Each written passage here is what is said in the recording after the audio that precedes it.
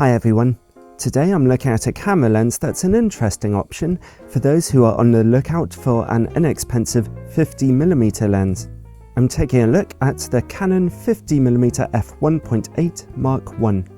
It's for full frame or APS-C cameras and can be found for about £80 or $120 over on eBay. Everyone loves a fast 50mm lens for the beautiful out-of-focus backgrounds they give you, not to mention that their wide apertures can let in an awful lot of light, much more than a typical kit lens. This particular 50mm lens came out in 1987 as one of the first lenses for Canon's EOS system, and it was around for about 3 years until it was superseded by the Mark II version of the lens, which we all know and love today, and which in turn has now been superseded by the new STM version of the lens.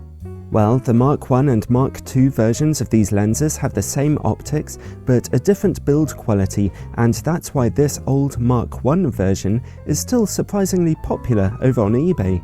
It's considered to have superior build quality.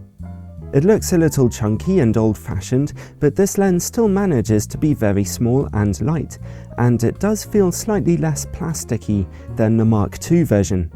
The front glass element is quite deeply recessed, offering a bit more protection from knocks and scratches or glaring from sunlight. One of the big differences is that it has a metal lens mount rather than the plastic mount found on the Mark II version. Both lenses also only have 5 aperture blades. But to my mind, the main advantage of this older lens is its focus mechanism.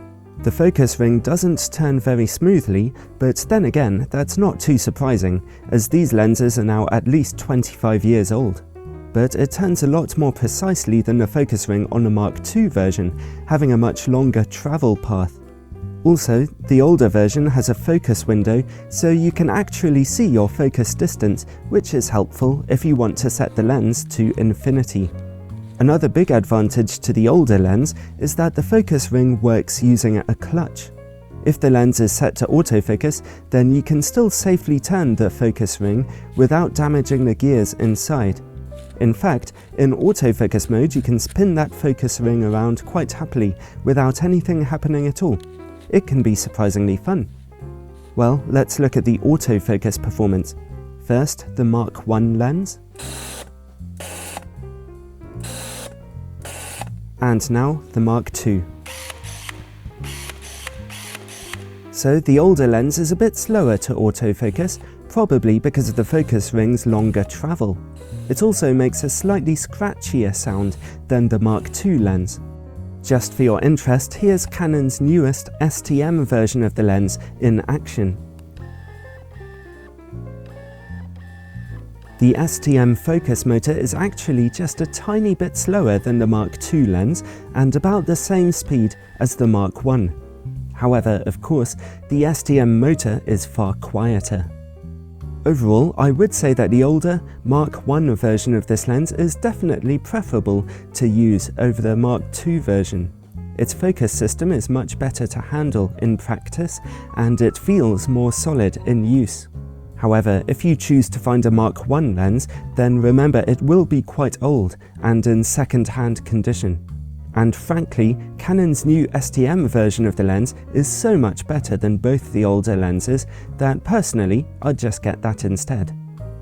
Well, as I mentioned already, the Mark I version of this lens has the same optics as the popular Mark II version. I even tested that out for you.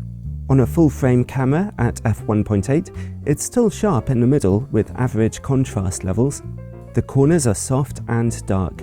Stop down to f2.8 for the expected improvement, and at f5.6 we get perfect image quality from corner to corner. On an APS-C camera, in this case an 18-megapixel Canon 60D, we see a typical sharpish picture in the middle with weak contrast levels and some purple fringing. Stop down to f2.8 for more clarity, more again at f4, and at f5.6 those corners are sharp. So as I said, the normal performance for Canon's classic 50mm f1.8 lens design. We also see the same levels of distortion and vignetting as the Mark II and STM versions of the lens, some noticeable barrel distortion and very dark corners at f1.8 on a full-frame camera. Stop down to f2.8 for an improvement and f4 for bright corners. The lens is able to focus as closely as 45 cm, the same as the Mark II lens, but nowhere near as close as the new STM lens. Close-up image quality is a touch fuzzy at f1.8, but at f2.8, everything looks pretty sharp. Let's see how the lens works against bright lights. Quite poorly. It's the same bad performance as the Mark II version of the lens. Again, the newest STM version of the lens is much improved, being far better able to deal with bright lights. And finally, just like the Mark II version of the lens, the 50mm Mark I can give you very out-of-focus backgrounds, but has somewhat weak quality bokeh. It's still prone to displaying slightly busy-looking backgrounds in your images.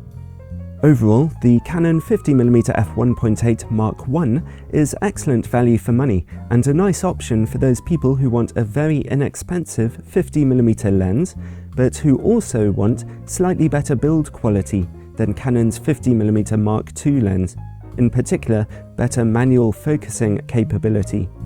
Personally, I'd save up my money and just get the new STM version of the lens, which is a wonderful piece of kit. But this Mark I lens is undeniably less expensive while offering the same levels of sharpness, and so no matter how old it gets, it will always have a bit of a market to it.